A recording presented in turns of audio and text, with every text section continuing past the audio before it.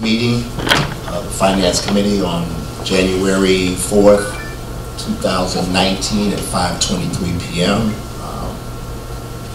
Madam Clerk, can you take the roll, please? Trustee Muhammad. Here. Trustee House. Here. Trustee Henry. Present. Okay, I don't have an agenda, but I'll wing it. We will start with the Pledge of Allegiance, please. Everybody can stand. Thank you. Pledge allegiance to the flag of the United States of America, to the republic for which it stands, one nation, under God, indivisible, with liberty and justice for all. Okay. Trustee House, if you could lead us off in prayer, please. Heavenly Father, we just want to say thank you. Thank you for another opportunity to do your will, to be here amongst your people, and to oversee the good of the village. So we ask that you bless our community, our finances, and make sure that this meeting is beneficial for all. In Jesus' name we pray. Amen. Amen. Thank you, sir. Appreciate that. Order of business, as in any meeting, this is a standing meeting of the finance, which we will go over the finance reports in conjunction with the Village of Dalton Management Letter and the Village of Dalton of Illinois Annual Financial Report. We tried to go a little bit that at a previous meeting, so I'll take the advantage by using this meeting to go over that in detail. We have many residents not here, which I expected because we're not able to use the resources of the village. I did say for the public to know that all of these meetings should be published not only in our website, but there should be an email blast. When I was asked about the email blast, the individual told me they didn't have access to that, but that was also sent to the mayor, so he's fully aware that in order to get these meetings out to the public, it should be email blast, for example, like the turkey giveaway. Although this is a village event, I would hope that board meetings and committee meetings can also be published in that way, but we'll go with a couple of residents that we have in the audience, but this is for the larger audience outside. Before I introduce this individual to come up for the presentation as part of this monthly financial report, I just want to give an overview of this individual's qualifications who helped us in our 2018-19 budget. Mr. Marlo Kemp, who is a graduate from the, he's a graduate of, hold on one second. Mr. Marlo Kemp, who is a graduate of MIT, he has a Bachelor's of Science in Chemical Engineering, and from the University of Chicago is a Graduate School of Business with an MBA in Analytical Finance and Accounting.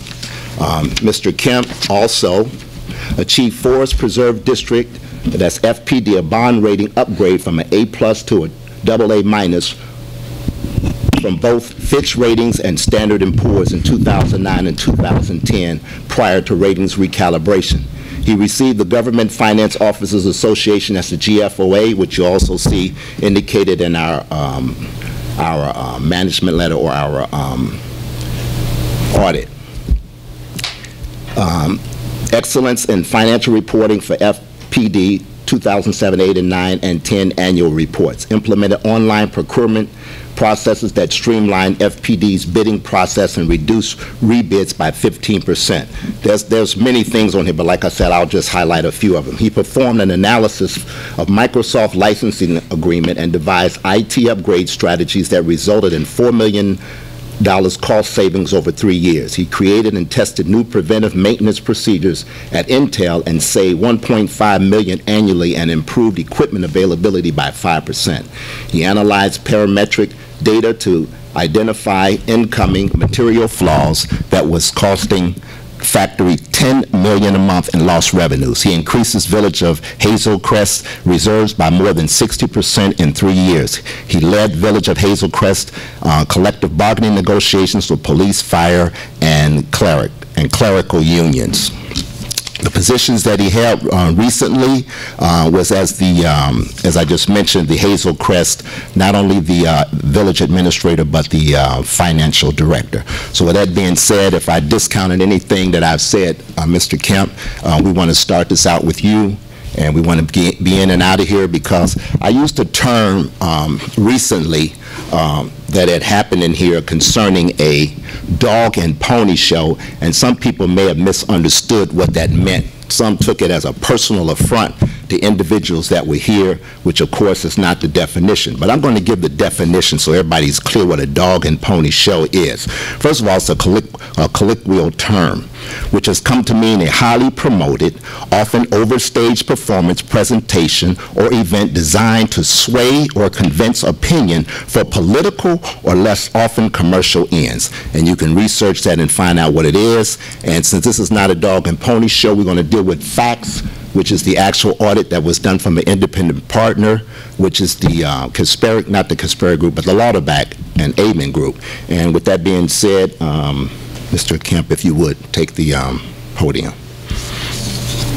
And we want to deal first with the general accounts in relationship to our finance report, because, again, we all know that a finance report pretty much shows trends, as you would say, trends where we were for the previous month and where we are now. So if you could integrate that along with the management letter and our general fund with the audits.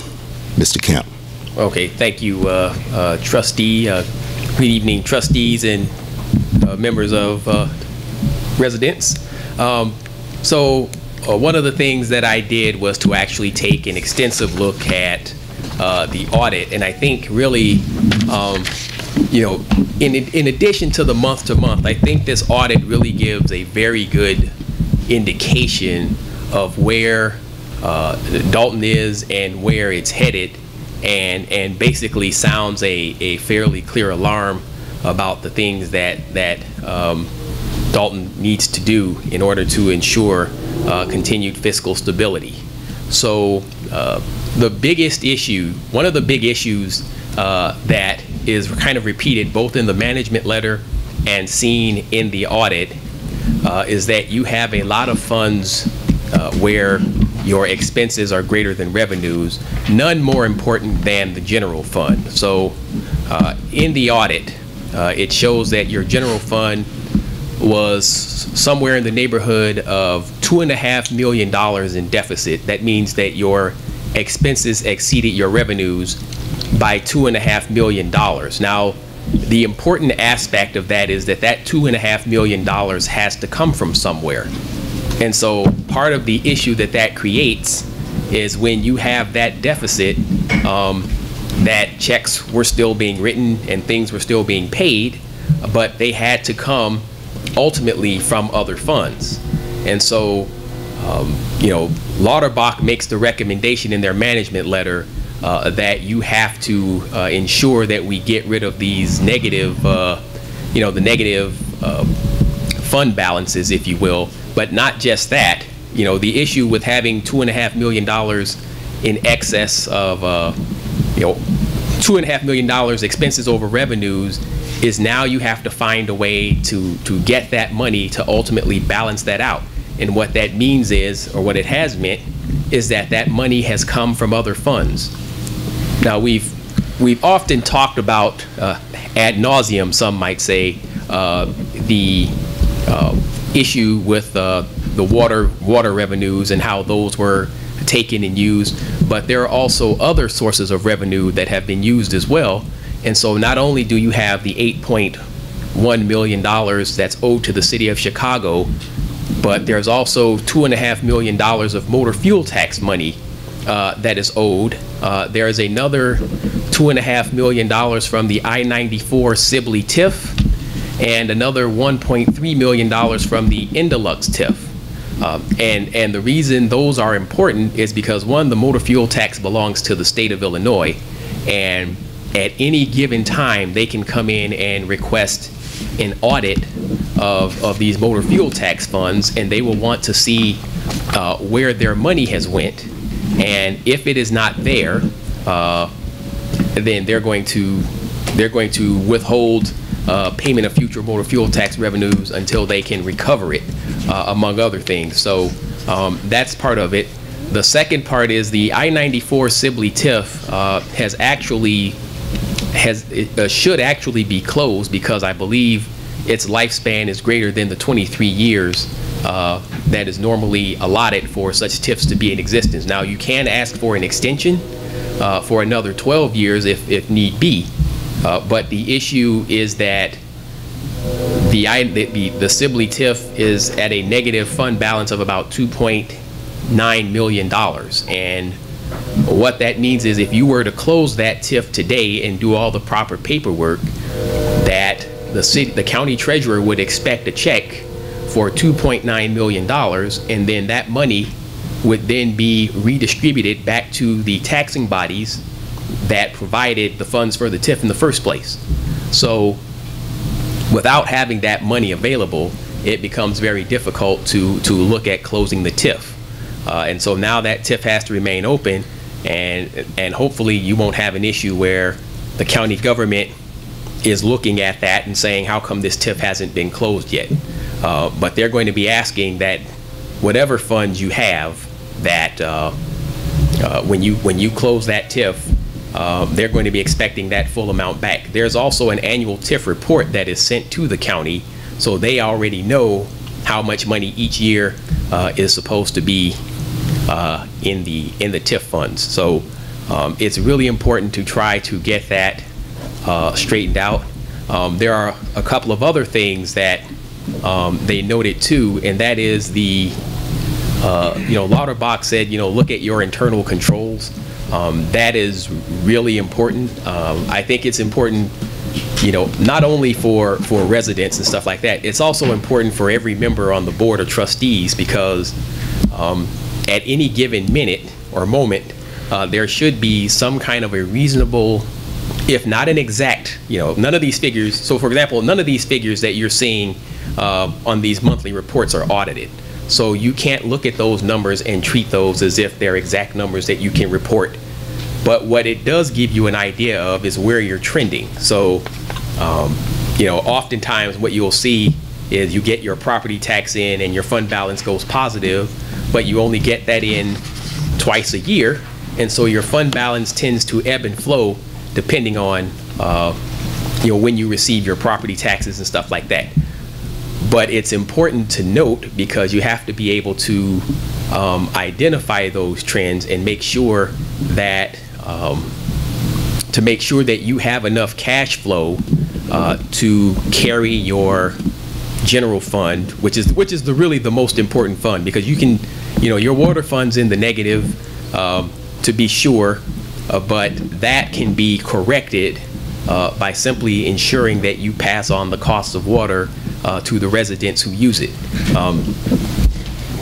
You want to say something? Yeah, question for you. To kind of, again, keep it in layman's terms, I know this is your life. For the layperson watching, you mentioned at the very beginning we have a $2.5 million deficit as we stand right now, based upon the latest audit report, correct? Well, that's correct. So as of today. So that's the latest audit report. That is as of the end of fiscal year 2018, which ended April 30th. Mm-hmm. Now, one of the things that I recommended when I started assisting with the budget is that you kind of try to pattern your revenue your revenue costs after your 2018 revenues, because you didn't want to necessarily increase revenues. You didn't want to say you had increased revenues unless you had a solid rationale behind it. So, like the passing of your property tax levy, if that increases your revenue, then that's a fairly solid rationale. But for the others, there needs to be some kind of a demonstrable way of showing that this revenue is actually going to increase before you book it. And in similar fashion, unless you've taken steps to decrease expenses through certain aspects, it's not advisable to necessarily just cut them on paper, so to speak. You should actually look at what your expenses came in for the prior year. So as they, oftentimes the best indicator of how you're going to do then the next year is how you've done the previous year, and then you take into account any changes.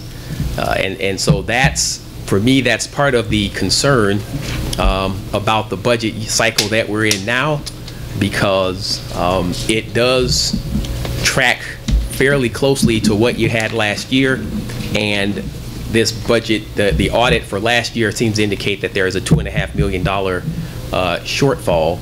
And so there are steps that, you want to take in order to ensure that you're trying to reduce that shortfall in the general fund, because every dollar that the general fund has to pay has to come from somewhere.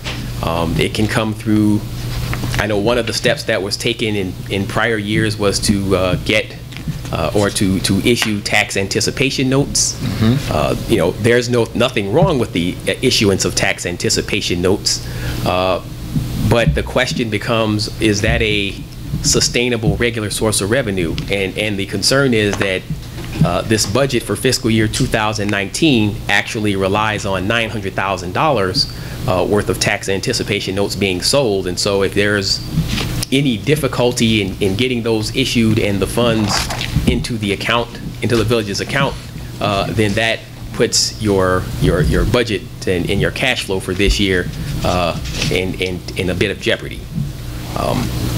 I hope that those funds can be accessed and the like, but one of the long-term goals, I think, should be to try to wean ourselves off of the tax anticipation note cycle, so that, and I think it has gone down from 1.3 million in prior years to 900,000 this year.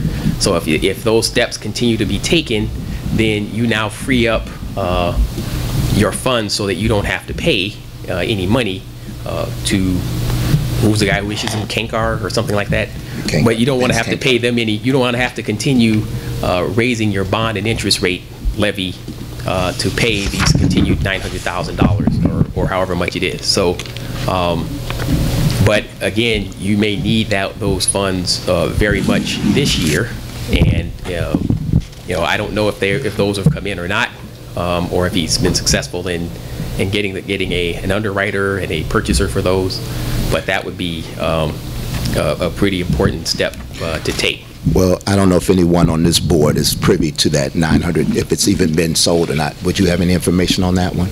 That last bond that Kenkar was trying to sell? Do you have any information? Not updates. Right. So as of this date, we don't know where we're at on the 900,000. But as a projection going forward, because we only got about, 3 months left for the end of this fiscal year. That's correct. As a projection based upon what you see, do you see any remedy for that $2.5 million? Or are we going into 2019-20 with another $2.5 million deficit? Well, at this point, I can't.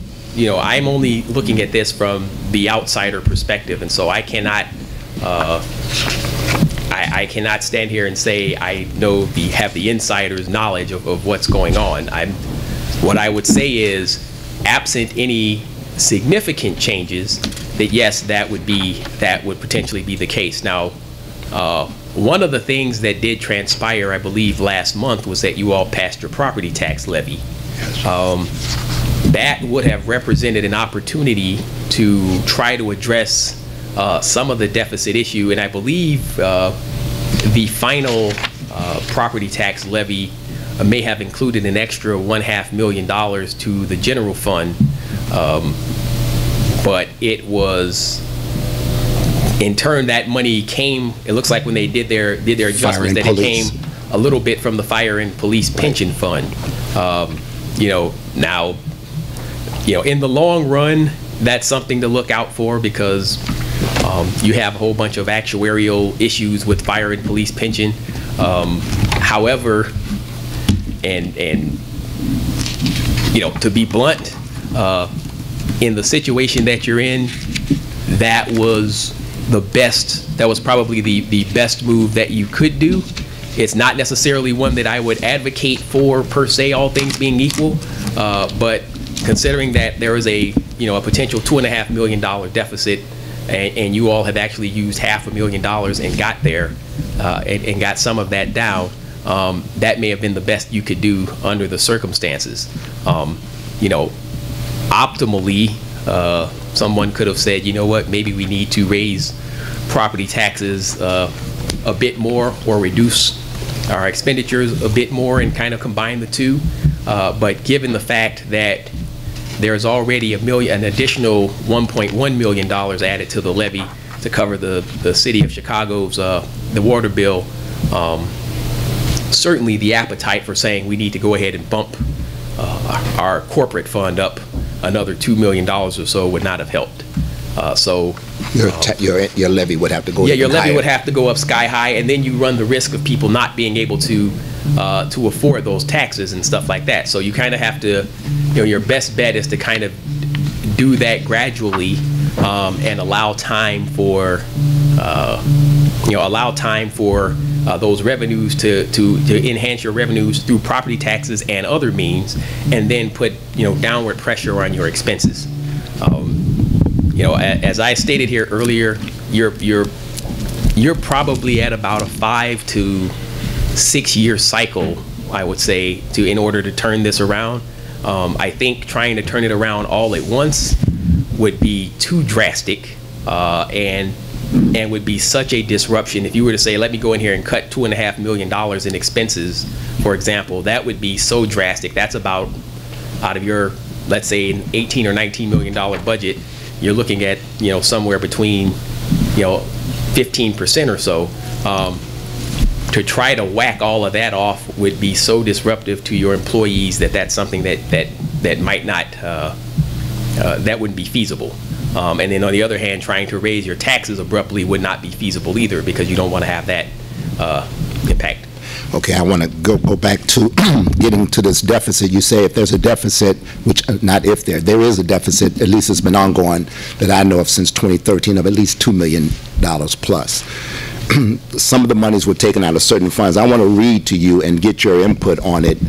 We have also what's called the management letter from the Lauterbach firm, and number one in their recommendations, they talk about that I-94 Sibley TIF closing. Their comment is, during our current year-end audit procedures, we noted that the village has not formally closed the I-94 Sibley TIF fund with the state and the county after the TIF expired. The village is required to formally close the TIF and return to the county any surplus TIF incremental revenues. They recommend that the village formally close its I-94 Sibley TIF fund, which is the TIF we're talking about, with the state and county. All TIF incremental revenues are required to be used only for TIF eligible expenses. We acknowledge that the village is in the process of reconciling its past TIF activity to determine whether an amount is to be repaid to the county. However, the reconciliation is not complete as of this current year end. Once the reconciliation is finalized, the village should work with an attorney to formalize the closing of the TIF.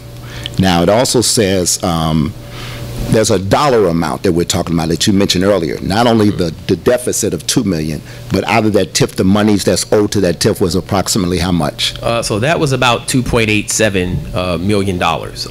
And what this, explain to the laypersons exactly what we're talking about. Number one, we talk about a TIF, and then taking monies out of that TIF to meet your general obligations. Right. So the TIF fund, what a TIF stands for tax increment financing, and what that means is this is a way to invest and economically develop certain areas that are identified by the board. And what this allows you to do is it allows you to take the incremental taxes that are normally increased from every taxing body and reserve those for the use of the municipality. And this allows your municipality to then use these funds and aggregate them and then use them for development for the designated TIF area. And so all of the taxpayers, businesses, and residents in the TIF basically contribute their normal taxes. However, the taxes that go to the taxing bodies are held at a specific level, at the level that they were when the TIF was opened. And so as people increase their taxes, the amount of money that goes to the TIF increases, and so you wind up ultimately with a fairly large sum of money to do things with. At the end of the TIF's life, now they said, you have to close it with the state and the county.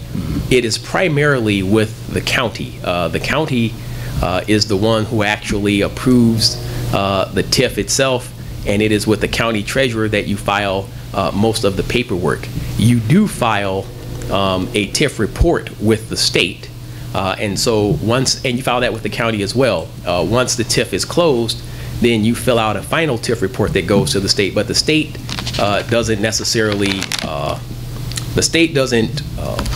oversee any of the TIF activities. It's just there as a reporting mechanism. The real relationship between the TIF and the municipality and all of that occurs with the county, because it's the county who it's the county who withholds the funds that are building up in the TIF, and then it is also the county who collects the funds that are remaining after the TIF is scheduled to be closed, and then redistributes those back to the taxing bodies that contributed to it. So what that means for let's say the I-94 Sibley TIF is that nominally that 2.8 million or so would be redistributed back to the taxing bodies. Now, it says here in the recommendation that there may have been some expenses that should have accrued to the TIF that may have accrued somewhere else, like in the general fund, and perhaps they were misclassified. Once those are classified correctly, then I would expect that the amount owed would reduce some. I can't say by how much, but then that reduced amount is what would then have to be sent to the Cook County Treasurer, along with a TIF closure report, and letting them know that the TIF is closed. Okay, I want to go to another a policy that Lauterbach noticed in their audit on page, well, there's no page, it's still in the management letter. At the top is significant accounting policies.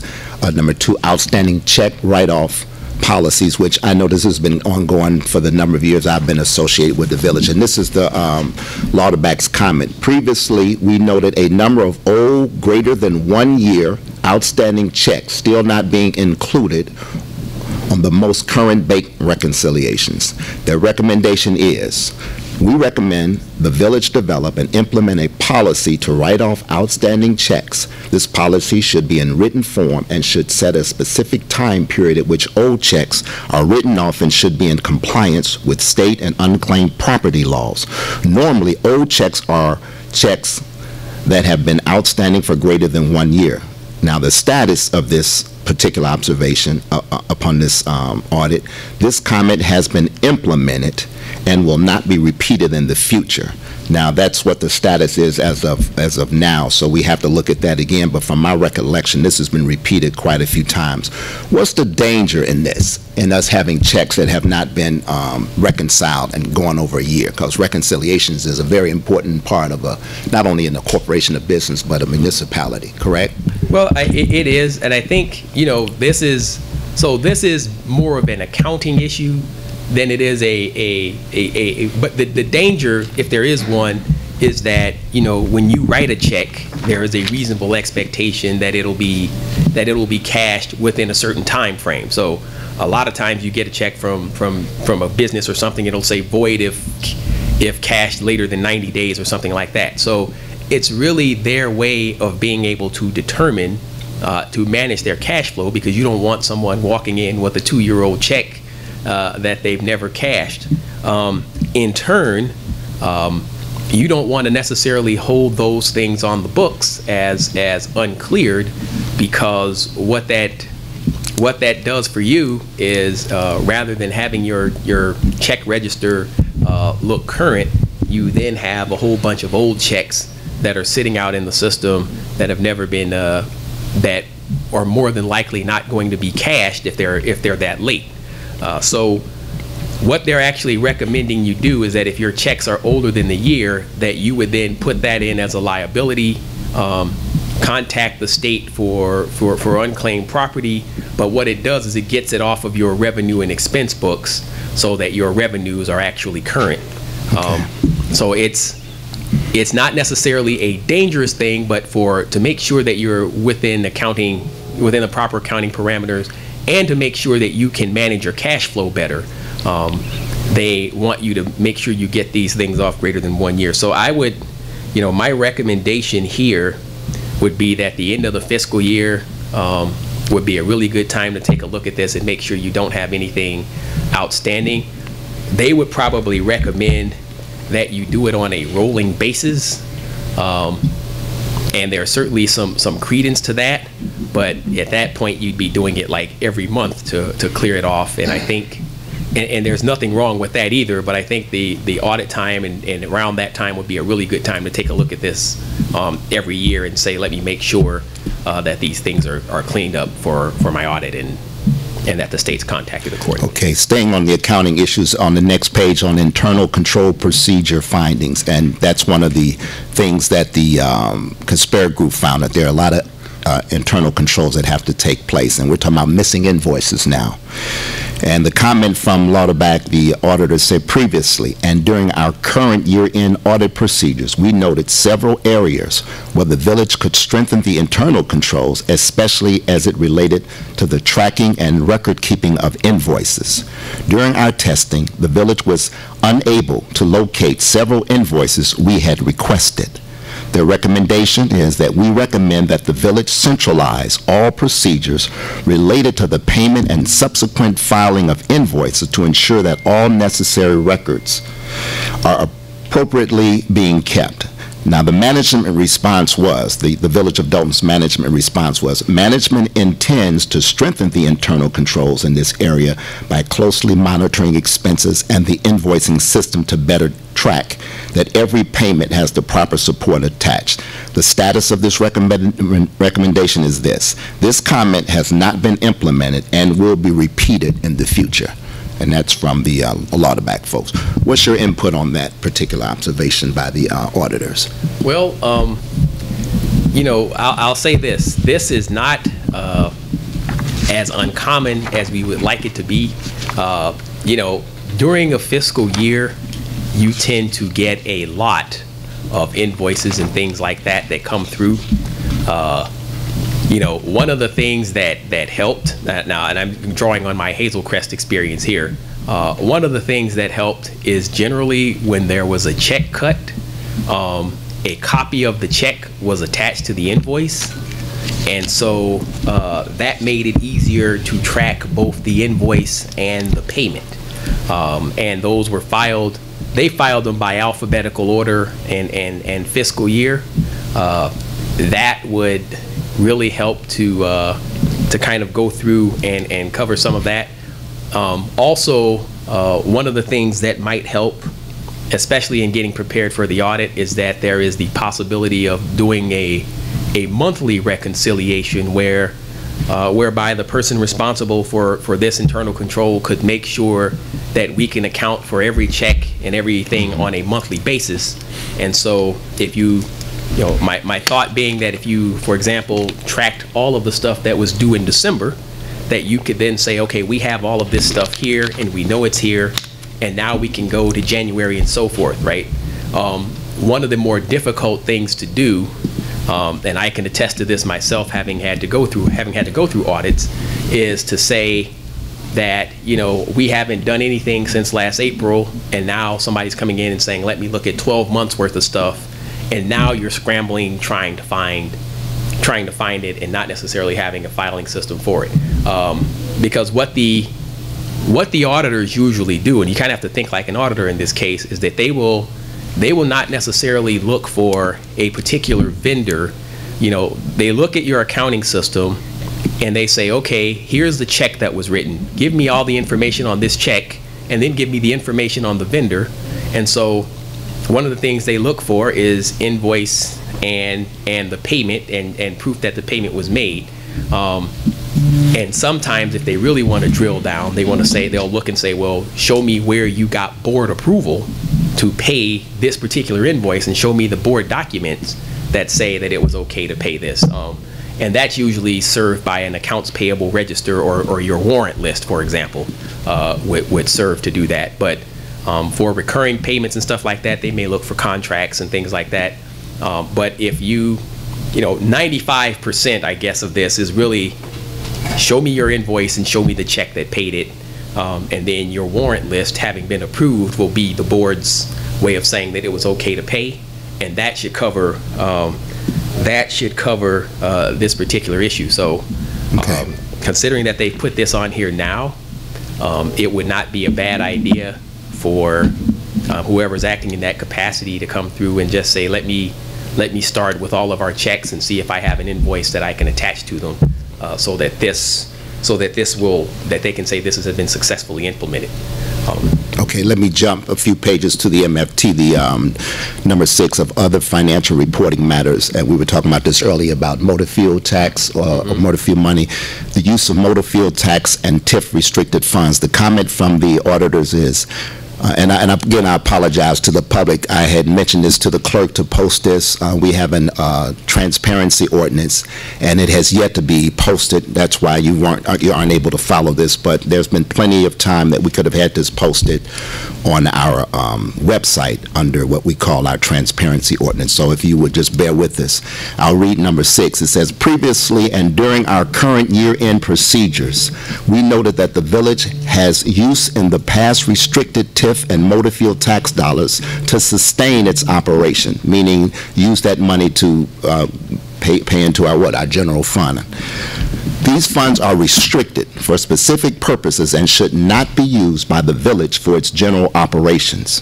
As a result of this practice, the village has interfund payable balances with these funds and the general fund at April 30th of 2018 for the following balances. And then there are balances that are showing for the motor fuel and that number. I want you to break down, Mr. Kemp, you got a column receivable fund and from that particular TIF, and then the payable fund, which it paid to the general fund, and I'm assuming that that number to the right is what it was. But let me, before you break those numbers down, let me go into the recommendation. Due to the sensitivity of TIF and motor fuel tax funds, we recommend the village create a repayment plan to reduce these interfund payables. In addition, the village should make it a practice to no longer use the cash from these funds and create a plan to make the village's cash flow sustainable without them. The manager's response, or management's response, is management is working to identify expenditures charged to the general fund that were eligible, TIF or motor fuel tax expenditures. Part of that analysis decreased the balance by $467,353. $467,353. Correction. Now the status is this comment has not been implemented and will be repeated in the future. Now, if you would go over that section there, Mr. Kemp, about receivable funds from the particular TIFs and the payable fund and what those numbers represent. Okay, so what the numbers that Trustee Muhammad is referring to is the motor fuel tax fund has in effect loaned the general fund $2,594,661. The I-94 Sibley TIF has loaned the general fund $2,523,562, and the Indilux TIF number 3, has loaned the general fund $1,303,658 ultimately. And what the, as mentioned earlier, what Lauterbach is saying is that these funds ultimately are owed to taxing bodies and respectively the state. You don't owe the state of Illinois for the motor fuel tax fund, but they do expect that you have a budget that shows how your motor fuel tax money is spent.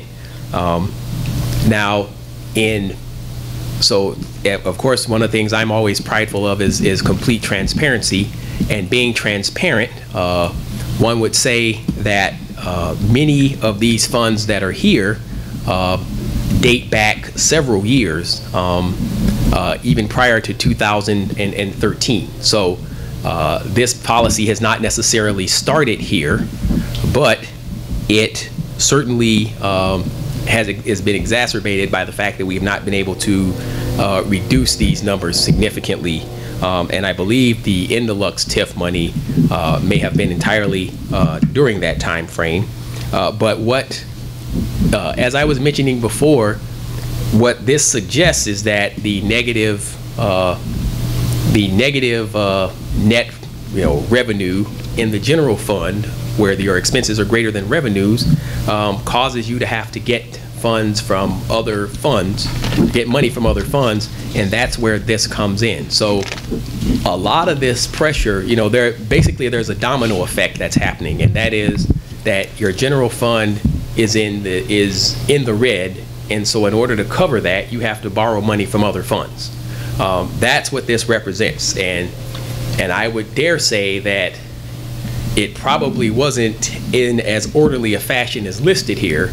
It was that with the funds being commingled as they were, you write checks to a single account, the money is pulled out, and then when it comes time for the audit, you have to figure out where this money came from and which fund is actually being shorted. So I think a lot of these issues that they mention here would be resolved by making sure that the general fund was balanced, because that's what's driving the rest of this. Now it's going to have to be balanced, and even a little bit more, because you're going to have to find a way to put the money back into these funds. But a major hurdle would actually be just getting the general fund to where its revenues and expenses balanced out. And that's really what they're saying.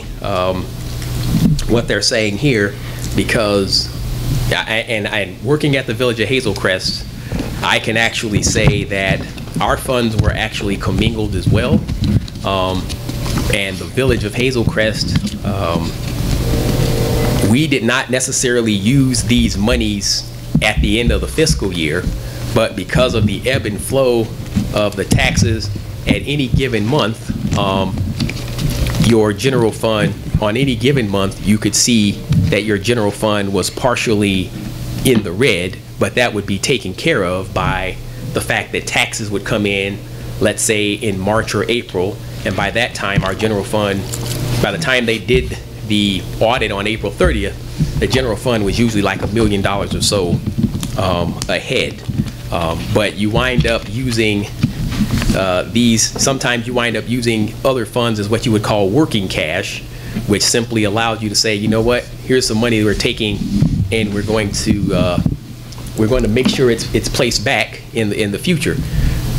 Now, one of the things that I always checked for every year was how much quote unquote working cash did we need. So how negative did the general fund get during the year? And so one of the things I would look at is to see that negative number at its low point, if you would, which was usually about January or February, that low point was always shrinking. And so, I noticed that when I first got there, it was like maybe 1.9 million negative, and then the property tax would come in and kind of push it back up. But by the time I left, that was down to less than $500,000. And so what I was hoping, if I had stayed, is that eventually you'd actually get to a point where your general fund was never negative, even if you didn't have property taxes. But at this particular point in time, with the snapshot they're giving you, they're saying that there's overall $6 million. There's $6.4 million that has been used by the general fund, and it came from these three funds. Okay. Did you have a comment? We had just two more, and then we can go. But if you got something, Steve. No. Yeah, I just want just clarity, because my understanding of the interfund commingling was that like the MTF and the TIF were over a culmination of years. So all of these funds were not used just in this most recent year. That's absolutely correct, and that's what I stated earlier. I said that some of this happened prior to 2013. So this represents, as you were stating, the cumulative effect of the borrowing from each of these funds. So this doesn't mean this was $6 million in a particular year. That is a very good point, and that's a point I wanted to make. I heard you say it. I want to make sure. I want to kind of highlight, and separate from that, also, hold on, I had one more thought. The use of those funds. So let's say that, because before we did not have separate accounts, and now we do have separate accounts set up for each one of those MTF and the TIFs. Moving forward, the use of those funds should be something that will come to the board for a vote, assuming that we follow the proper steps. Is that also your understanding? I don't necessarily. I would hope that that's the case. As I'll say this, the Village of Hazel Crest, there are two ways to kind of keep your money. One of them, we actually only had 3 bank accounts. There was one. I don't know if you all have what they call the Illinois Funds account, but there's an account where your state taxes and stuff are placed in. The way they accounted for that was all of the funds, all of our funds had money in that Illinois funds account. And then there was an operating account which belonged solely to the general fund, and actually it belonged to the general and water and sewer fund, and I know why now, but I actually moved the water and sewer fund over to the Illinois funds too. But just so the operating account and the payroll account were all general funds accounts, and our Illinois funds account contained everything. But water? It contained even water and sewer, because that was just the way. And so what happened is I could look at those and make sure that that all of them had cash in it. What this does mean, and I think they mentioned this in the interfund transfers, for us, every month we balanced our interfunds out so that they were all zeros across the board. So that way, when you took a look at each fund, you didn't have to worry about whether or not this fund balance represented some transfer owed to Fund B or something that should come from Fund B that's not there. So all of that stuff was balanced out, and then you could just take a snapshot and say, okay, here's the real condition of our funds. And again, sometimes that meant that some of the funds in their assets, that the cash would be negative until we got in our property tax revenue and stuff like that for the general fund. But it gave us a real life snapshot of exactly where we were. Now, you all have you know, that's certainly a step to take, to say, you know what, these are in separate accounts now.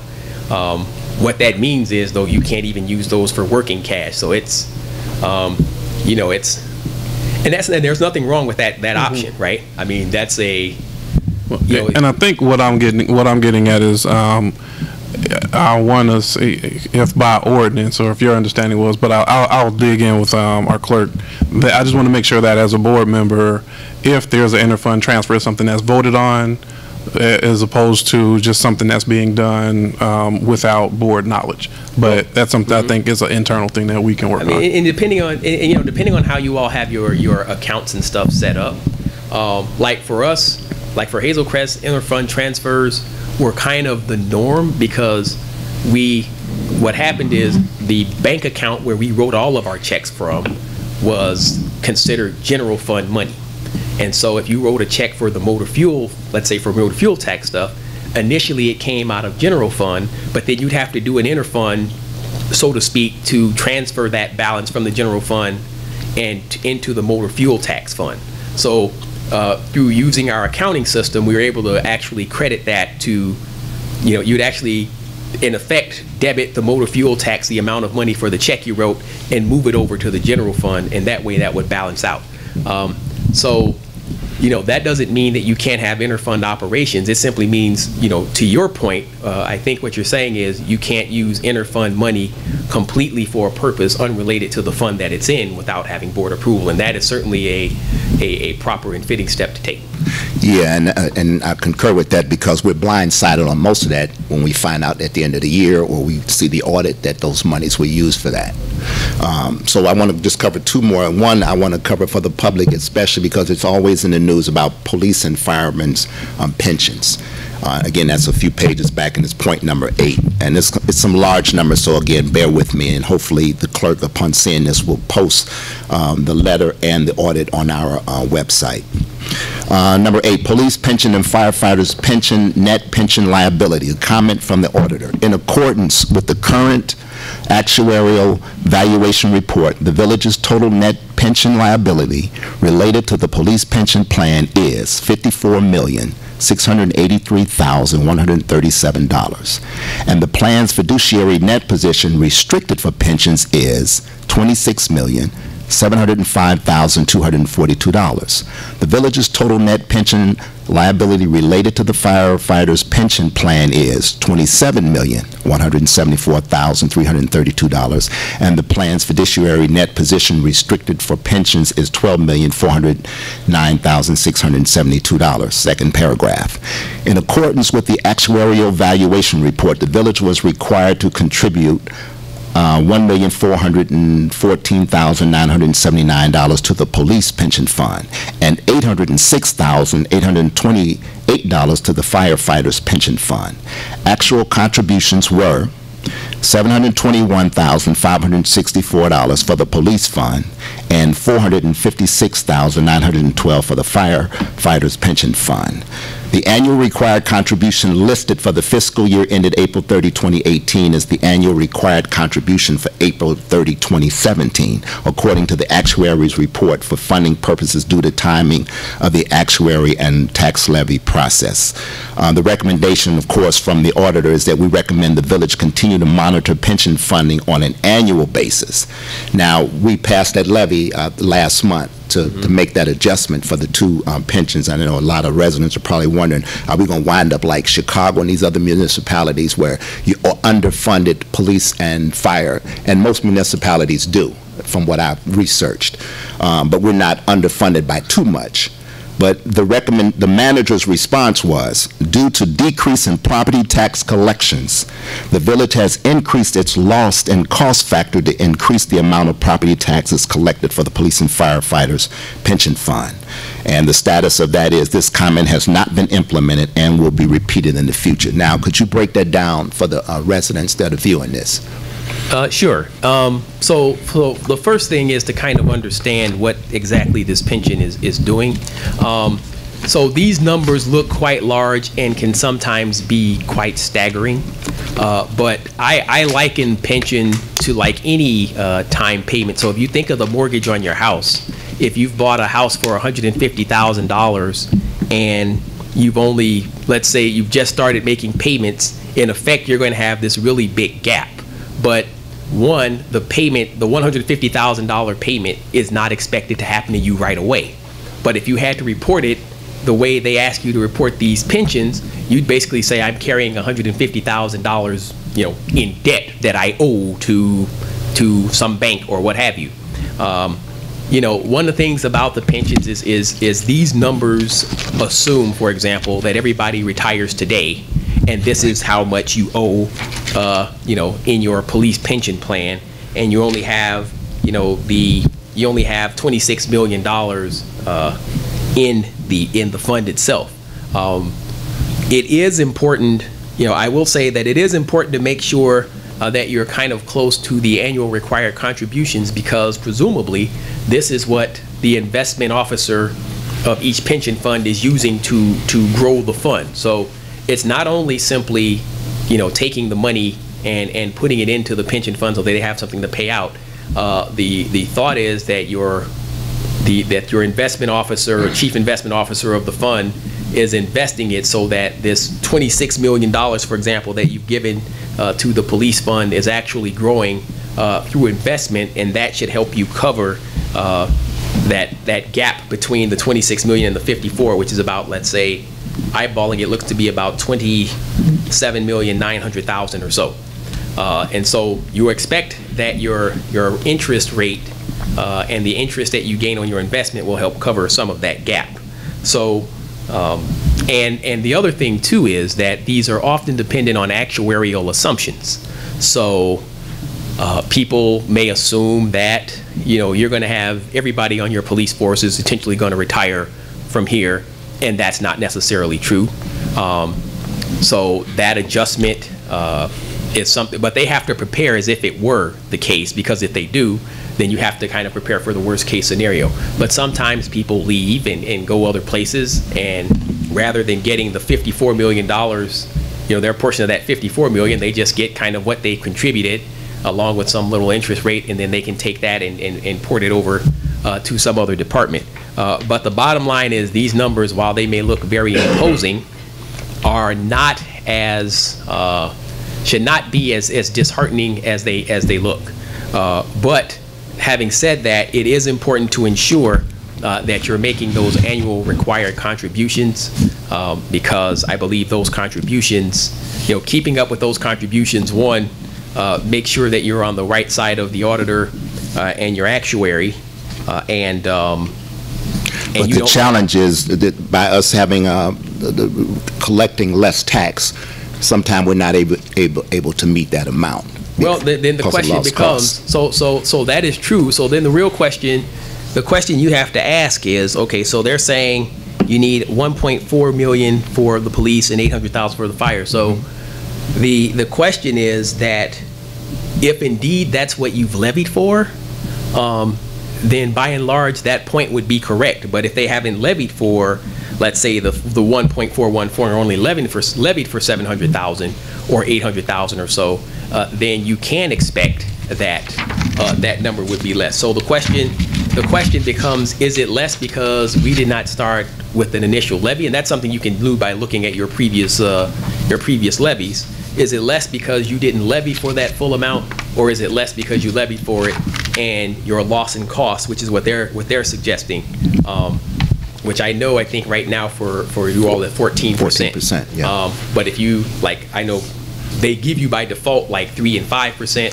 So if yours is that significant, then it is very possible that you maybe didn't collect enough and you've adjusted the loss and cost accordingly.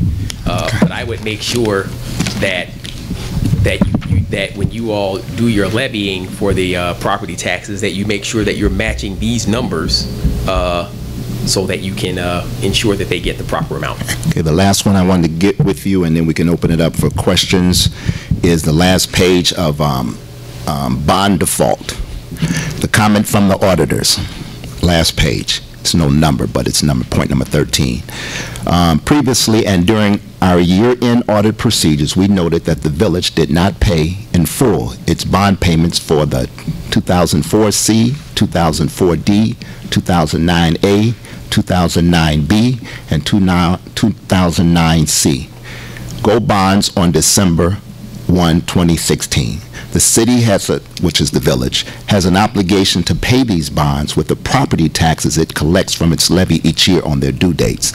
Recommendation from the auditor is, we recommend that the village instruct the county to pay the debt service portion of its property taxes to a separate restricted bank account that will be dedicated to the village's bond payments. In addition, the village should review the cash flows and the obligations of the village and create a long-term plan for paying its bond obligations. Now, the status of this is, although the village has opened a separate restricted bank account, I think we were talking about that earlier, and did not default on these bonds in the current year, we noted that the village was unable to pay the bond payments from current resources on their due dates.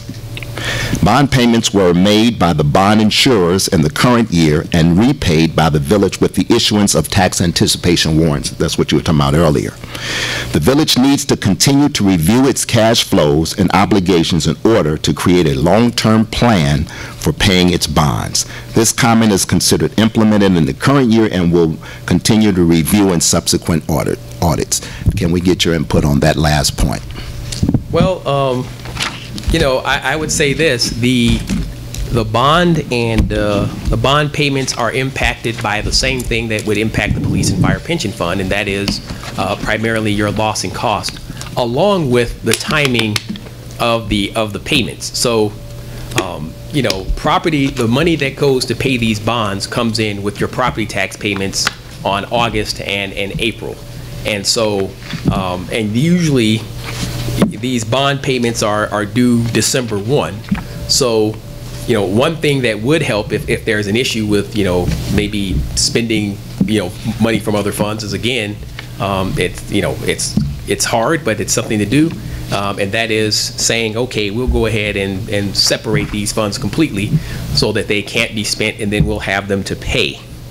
So that would help a great deal. The other thing, though, is I would say a couple things. One, the county, if you actually file your bond payments and stuff like that with Cook County, they actually calculate the amount of money that you owe for the bonds for you, and will put that in if you give them the repayment schedule.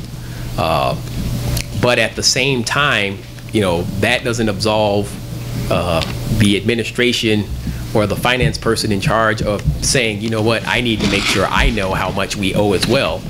Because part of the issue is that if you're not collecting enough money, the county's going to levy the tax, but they can't guarantee you're going to collect the money. Your loss and cost may be greater, and then what happens is you wind up owing. It seems like, again, though, that the issue here was maybe initially there was borrowing from another fund or perhaps, and this was part of that, but you all have recovered from it. Now, I would say in regards to having the bond insurers pay, well, that certainly does meet the obligation. I think the danger is, though, that once people get the hint that your bond insurers have paid instead of you, that they will simply say, okay, now this represents a risk, and we're going to have to make sure we raise our interest accordingly to reflect the risk that entails. One of the things is you want to make sure you can pay those yourself so that the cost of borrowing money doesn't get exorbitantly high. And if you all have actually separated that out, then I think the most important job then is to make sure that there's enough money coming in from the property taxes so that you can meet these payments, meet your principal payments every December 1st. Because I know these bond payments, the bond payments on the December 1st date usually include the year's principal and the interest, and then in usually about 6 months, like June 1st, there is payment of interest only. They seem to be focusing on the bond payments made on the 1st of December because that's the one that usually represents the largest outlay of funds.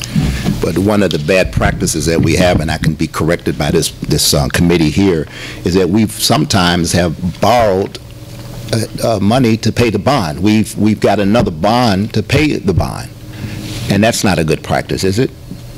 I mean, you know, it isn't. But you know, I'll say it's a kind of a compliment and a word of caution. You know, certainly it's not good to have to issue a bond to pay a bond, but on the other hand, that's exactly what refinancing does. But you know, to that other note though, if you're issuing a bond to pay a bond that should have been covered by property tax levies, that's a word of caution. And you know, having looked at your prior year audits, you know, not just this one, but like all the way back to 2011, these, you know, 2004 CD and all of these represent a significant amount of the outstanding debt that you have. And generally, because of the way these things are structured, they're usually structured so that in the year that they're issued, the amount of debt obligation you have is pretty low, and you're right around that time frame where your bond obligations, the payments on these will be kind of at their highest point. You know, and maybe one of the things, if you know, if it were possible, you might want to look and see if you could refund some of these older ones, especially now with interest rates being as low as they are. It would be a pretty good opportunity to see if we can get some of these lowered and reduce your interest accordingly. You know, you won't have much luck with the principal, but maybe you could even restructure that to something more favorable, and then that'll give you time to kind of turn things around and get them straight. Thank you, sir. And everyone who's here in the audience, and hopefully, again, this will be published, our monthly finance report. I asked the Kasperick Group, if you look on your last page, to show the budget in a pie chart. Again, I like to try to speak to the layperson to understand this finance, because oftentimes people get glassy-eyed when you talk about all these huge numbers and percentages. But if you look on our general fund by department, and this was as of last month, you can see the biggest chunk of our finance or our money goes to the police department, and second is to the general administration, third is to the fire department, and then public works, and then you can see the smaller departments therein, such as the sanitation department. But that's just for a point of information. And with that being said, if there are no other comments or questions from the committee, we'll close this out and have it as citizens' address. Is there any other comments or questions anyone else has? Anything you want to wrap it up with? Or if you would stand by in case persons have questions. Oh, sure. Okay. You know, I'll just say this. You know, certainly these numbers are challenging. Everybody faces those, but it's not impossible. You know, it's going to take some heavy lifting. Again, I'd say, you know, it's a 5-year plan. It's not something that's going to be done overnight by any stretch.